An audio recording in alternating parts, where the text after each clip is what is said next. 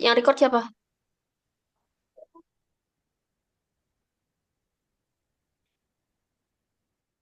Assalamualaikum warahmatullahi wabarakatuh. Shalom, selamat siang. Perkenalkan, kami dari kelompok 6 akan mempresentasikan studi kasus statistika industri yang beranggotakan saya Jonas Situmorang dan rekan saya. Saya Nimade Ariningsih. Saya Alvito Pradipta Pasha. Dan saya Fioska Malia Zahra. Baik, berikut merupakan deskripsi kasus pada studi kasus statistika industri. Dapat diketahui bahwa PT XYZ Battery Solution adalah perusahaan yang mengkhususkan diri dalam pembuatan baterai lithium ion berkinerja tinggi untuk perangkat elektronik konsumen, seperti ponsel pintar, laptop, kendaraan listrik. Baru-baru ini tim Iriandi ditugaskan untuk menyelidiki kinerja dan daya tahan baterai lithium-ion 5000 mAh, produk baru mereka. Tujuannya adalah untuk mengidentifikasi dampak metode pengisian daya dan variabel-variabel kondisi pengoperasian pada metrik kinerja baterai seperti kapasitas, retensi, dan siklus hidup.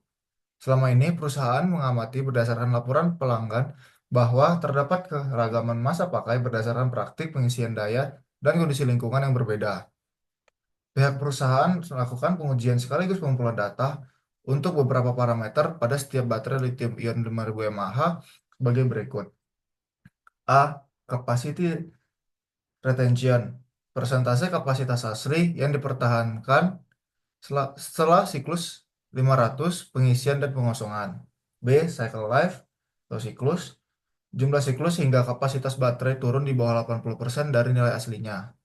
C. Charging current. Arus yang diterapkan selama pengisian daya.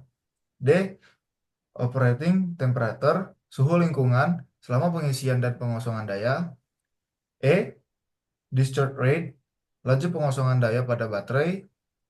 F. Internal resistance. Hambatan internal di dalam baterai. Berikut merupakan soal nomor 1 untuk CLO1 dan CLO4. Jika Anda dan tim diminta melakukan eksperimen dengan pengambilan sampel data terlampir masing-masing untuk setiap metode pengisian sebanyak 30 baterai, tentukan A. Teknik pengambilan sampel, apa yang Anda gunakan, dan bagaimana prosedurnya. Baik, akan saya jawab. Di sini terdapat teknik pengambilan sampel. Teknik pengambilan sampel yang digunakan adalah stratified random sampling, yang dimana merupakan metode pengambilan sampel yang membagi populasi menjadi beberapa strata. Nah, setelah diketahui terdapat 3 strata, yaitu fast, normal, dan slow. Sampel acak diambil sebanyak 30 data pada setiap strata. Baik, di sini adalah prosedur pengambilan sampel. Yang pertama adalah memisahkan 3000 populasi menjadi 3 strata, 1000 populasi fast, 1000 populasi normal, dan 1000 populasi slow. Yang kedua, pada setiap strata fast, normal, dan slow, dibuat kolom bilangan random untuk menentukan nilai bilangan random menggunakan rumus RAND. Setelah mendapatkan hasil bilangan random, copy semua data pada kolom bilangan random dan lakukan paste value agar data bilangan random tidak berubah. 4. Pada kolom bilangan random, lakukan filter data sort smallest to largest. Yang kelima, copy 30 data teratas pada setiap strata dan pindahkan pada tabel baru. Berikut merupakan pertanyaan B. Hitung rataan setiap parameter dan bagaimana implementasi secara teknis menggunakan Microsoft Excel. Menghitung rataan.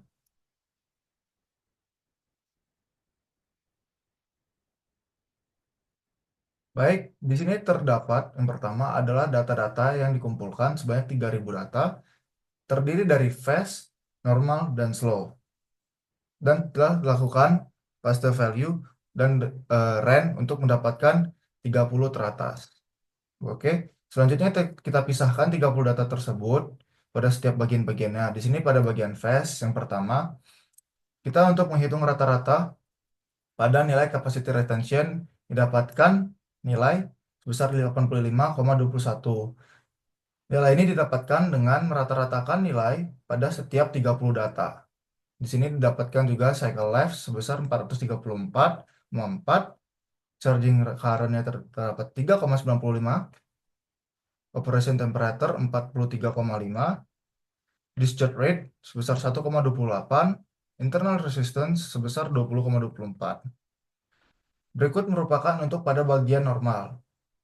Didapatkan dengan penggunaan rumus yang sama, yaitu merata-ratakan 30 data yang didapatkan pada setiap bagiannya. Didapatkan 80,48 pada capacity retention. Cycle life mendapatkan nilai sebesar 490, charging current mendapatkan nilai sebesar 3,0, operating temperature mendapatkan nilai sebesar 41,76, discharge rate didapatkan dengan nilai sebesar 1,1. Di sini terdapat juga untuk pada bagian slow menggunakan rumus yang sama, yaitu merata-ratakan nilai yang terdapat sebanyak 30. Didapatkan nilai capacity retention sebesar 74,6, cycle life sebesar 552,6, charging current-nya sebesar 1,99, operation temperature 38,13, dan discharge rate-nya sebesar 1,03, dan internal resistance-nya sebesar 20,34.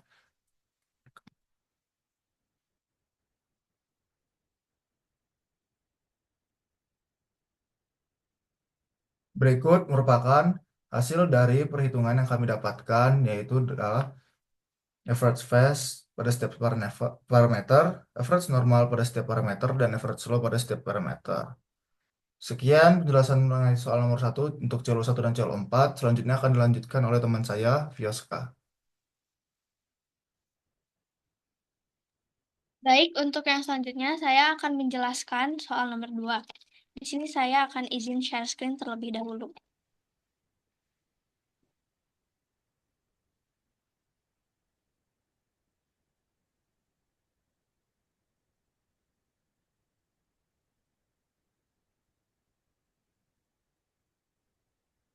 Baik, untuk soal 2 yaitu untuk CLO2 dan CLO4. Di sini terdapat soal perusahaan menduga bahwa terdapat keragaman kapasitas retensi antara metode pengisian baterai, khususnya antara metode pengisian cepat dan metode pengisian lambat. Ada dugaan bahwa metode pengisian cepat memberikan kapasitas retensi yang lebih beragam dibandingkan metode pengisian lambat. Nah, soal bagian A itu, tentukan bagaimana Anda dan tim dapat membuktikan bahwa ada permasalahan keragaman kapasitas retensi yang berbeda pada metode pengisian cepat dan metode pengisian lambat. Nah, di sini untuk membuktikan hal tersebut, kami menggunakan formula variansi sampel, yang dimana formula ini dapat digunakan untuk memahami seberapa beragam nilai-nilai dari data yang telah diperoleh. Variansi sampel ini juga penting untuk membandingkan variabilitas antara beberapa sampel data yang telah dianalisis dari populasi yang lebih besar. Nah, untuk mengetahui lebih lanjut, dapat dijawab dari pertanyaan bagian B, yaitu jika jawaban poin A adalah dengan melakukan uji hipotesis, bagaimana langkah-langkah tersebut dilakukan dan jelaskan. Nah, di sini iya betul kami melakukan uji hipotesis karena kami menggunakan metode t-test. Nah, untuk lebih jelasnya di sini, saya akan menjelaskan dari Excel.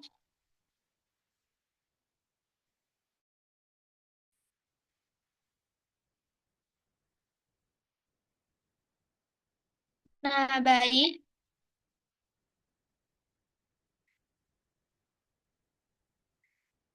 Nah, di sini itu kami menggunakan charging methodnya itu ada 2 tipe, yaitu ada yang fast dan juga ada yang slow. Nah, langkah pertama,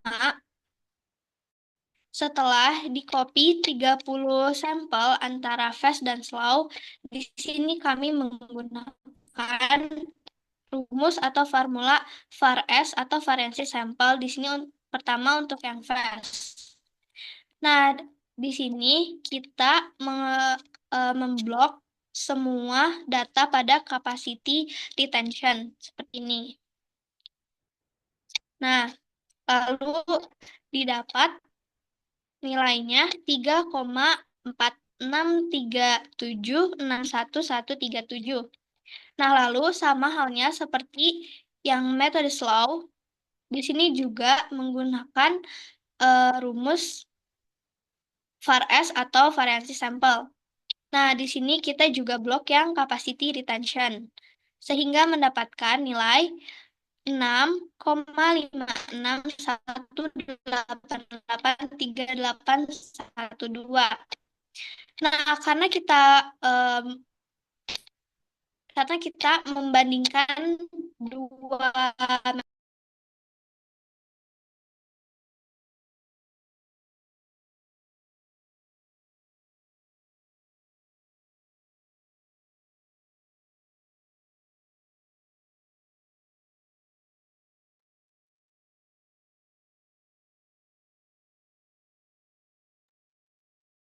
Mohon maaf, ada sedikit kendala dari teman kami, Pak.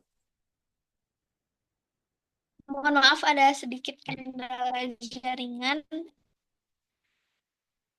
Eh, Oke, baik. Langsung saja dilanjut. Nah, untuk perbandingannya tadi didapat 0,527860784. Nah, setelah itu didapatlah rumus faktor distribusi, yaitu faktor distribusi itu penggabungan antara hasil dari perbandingan slow dan fast, lalu eh, datanya dikurang satu. Jadi di sini kami menggunakan dua data, yaitu data metode fast dan juga data metode slow, yang dimana data tersebut terdapat 30 data. Nah, 30 data masing-masing itu dikurang 2, jadi 9. Nah, lalu karena di sini kami menggunakan dua data, yaitu data fast dan juga data slow, sehingga 2 dikurang 1 menjadi 1. Maka penggabungannya yaitu faktor distribusi, hasil perbandingan slow dan fast, titik koma 29, titik koma 29, dan titik koma 21, maka didapat hasilnya 0,0453677757. Oke, sekian penjelasan dari saya, dan yang selanjutnya akan dijelaskan oleh teman saya, yaitu Alvito.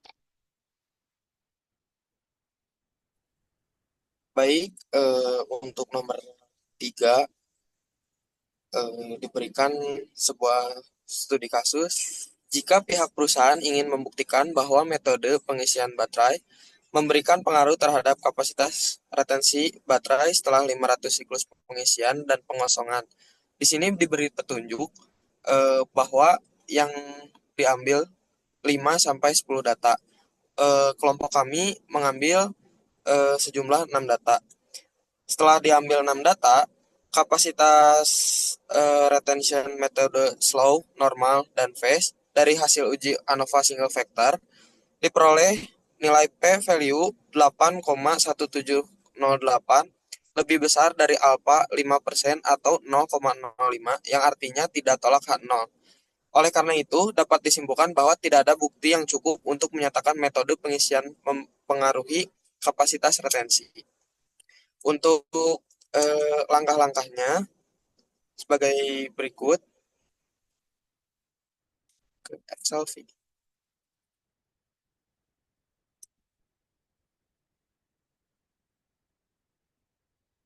Nah, jadi di sini ada 6 data dari metode phase, normal, dan slow. Lalu kita paste to value menjadi satu tabel. eh, menjadi satu tabel fast, normal, dan slow. Lalu kita masuk ke data.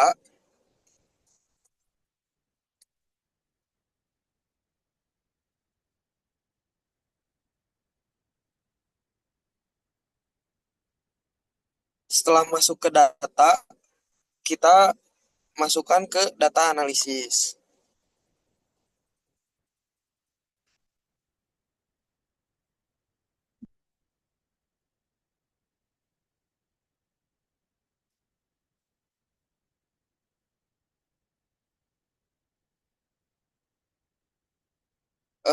Dikarenakan tidak saya tidak memakai laptop, jadi setelah masuk data analisis nanti kita memilih uji ANOVA single vector. Setelah itu eh, data phase, slow, dan normal diblok lalu dimasukkan alfanya sebesar 0,05% untuk atau 5%. Oke, dibantu oleh Arin. Terima kasih Arin. Nah, untuk uji ANOVA masuk ke data. Setelah masuk ke data, kita data analisis. Nah, setelah memilih data analisis, kita pilih ke ANOVA single vector. Nah, setelah itu di blok dari capacity retention, normal, slow, dan phase. Nah, untuk alfanya 5% kan? Nah, 5% itu 0,05. Nah, untuk outputnya kita taruh di bawah yang jawaban awal. Nah, menghasilkan p-value 8170, yang artinya 8,170 itu lebih besar daripada alfa. Alfanya itu 5% atau 0,05. Sekian penjelasan dari saya, dilanjutkan oleh teman saya Nimade Ariningsi.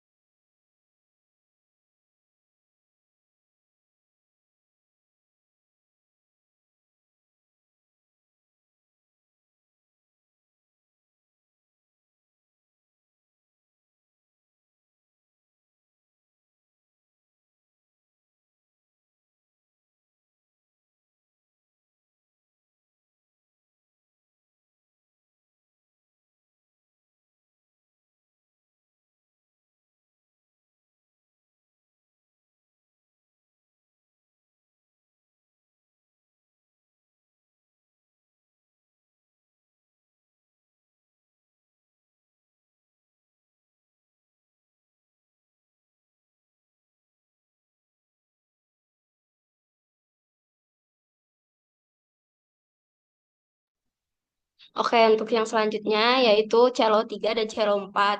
Di sini ada studi kasus di mana pihak perusahaan ingin mengetahui bagaimana pengaruh dari variabel-variabel pengkondisian, yaitu arus yang ditetapkan selama pengisian atau charging current, suhu lingkungan selama pengisian dan pengosongan atau operation temperature, dan laju pengosongan daya atau discharge rate. Nah, terhadap jumlah siklus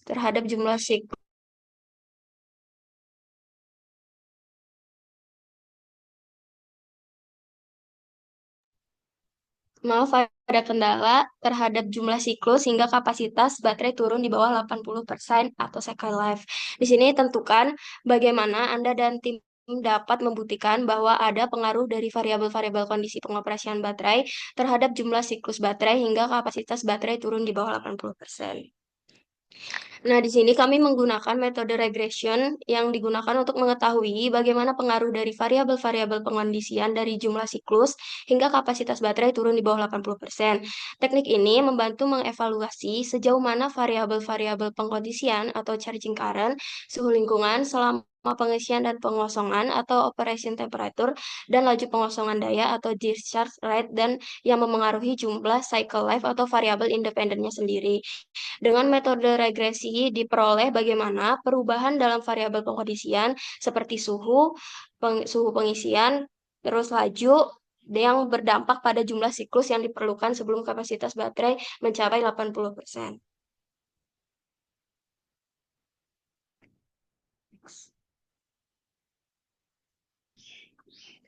Kemudian pada bagian B, jika jawaban poin A itu melakukan uji hipotesis, bagaimana langkah-langkah tersebut dilakukan?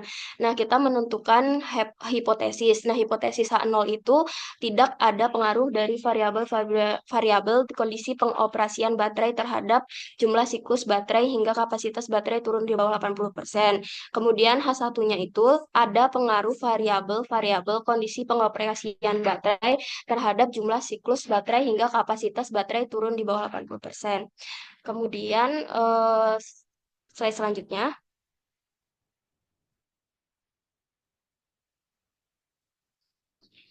Nah, untuk X-range ini itu charging current, operation temperature, dan discharge rate itu tuh merupakan variabel independen dan variabel dependennya itu berupa cycle life. Next.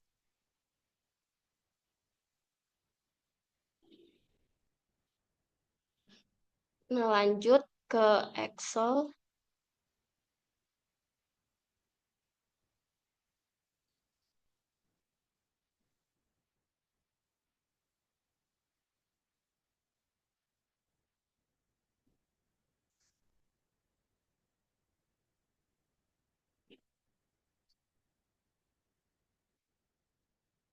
Nah, kita sudah membagi masing-masing 10 data itu yang ada yang fast, normal, dan slow.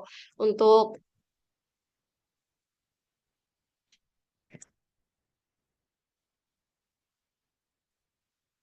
metode regression, kita masuk ke menu data.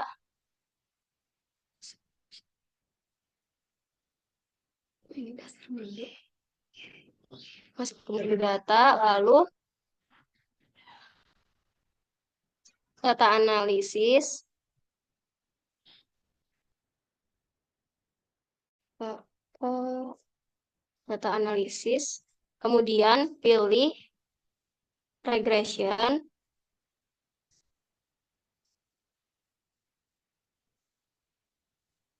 Nah, untuk bagian input year range-nya, seperti yang dijelaskan tadi, kita input bagian cycle life yang merupakan variabel dependent. Lalu untuk X-range-nya ini, kita input bagian charging current, operation temperature, dan discharge rate. Oke. Nah, untuk confidence level-nya sesuai dengan soal, yaitu sebesar 80%. Untuk output range-nya, karena di sini sudah ada output range-nya, maka kita letakkan sebelah sini saja. Klik OK.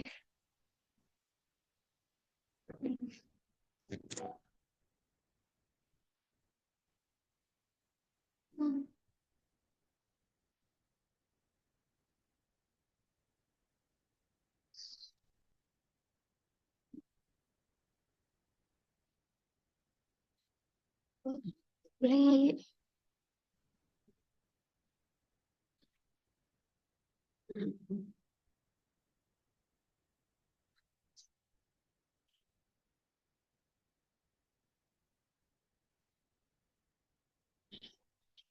Nah, untuk outputnya seperti ini. Didapatkan R square-nya sebesar 0,889 dan standar errornya 21,63.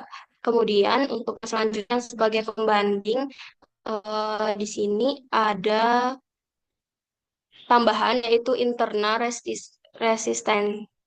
Kemudian klik data, seperti tadi data analis, regression, klik OK. Pada bagian input range-nya sama seperti tadi, yaitu cycle life-nya, 30 data cycle life gabungan. Kemudian untuk input X-range-nya itu ada charging current, operating temperature, discharge rate, dan internal resistance. Untuk confidence level-nya sama 80% sesuai soal. Kemudian untuk outputnya kita bisa letakkan pada bagian ini. Klik OK. Nah, di sini didapatkan nilai R square-nya itu naik sebesar 0,966 dan standar errornya jadi turun yaitu 12,18.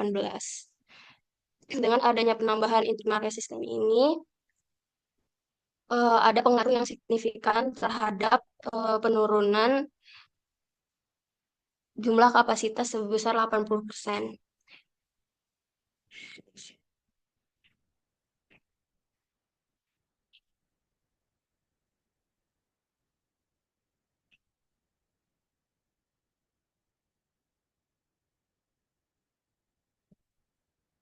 Nah, pada hasil perbandingan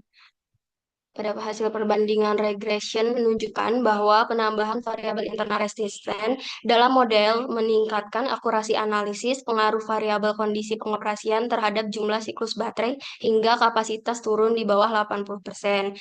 Ketiga variabel independen atau charging current, operation temperature, dan discharge rate memiliki nilai R-square sebesar 0,890. Namun, dengan menambahkan variabel internal resisten, nilai R-square-nya itu meningkat menjadi 0,966 atau 96,6%, menunjukkan bahwa model lebih mampu menjelaskan variasi jumlah siklus. Nah, selain itu, nilai standar error menurun dari yang awalnya sebesar 21,63 menjadi 12,18 yang menunjukkan peningkatan akurasi. Dari hasil regression, semua variabel independen menunjukkan pengaruh signifikan terhadap jumlah siklus. Dengan demikian, dapat disimpulkan bahwa variabel internal resisten memiliki pengaruh signifikan terhadap jumlah siklus, dan penambahan dalam model regresi meningkatkan kemampuan model dalam menjelaskan hubungan antara variabel kondisi pengoperasian dan jumlah siklus baterai.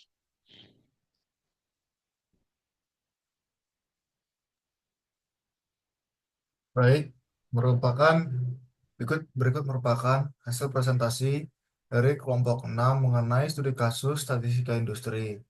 Kurang lebihnya mohon maaf. Kami akhirin.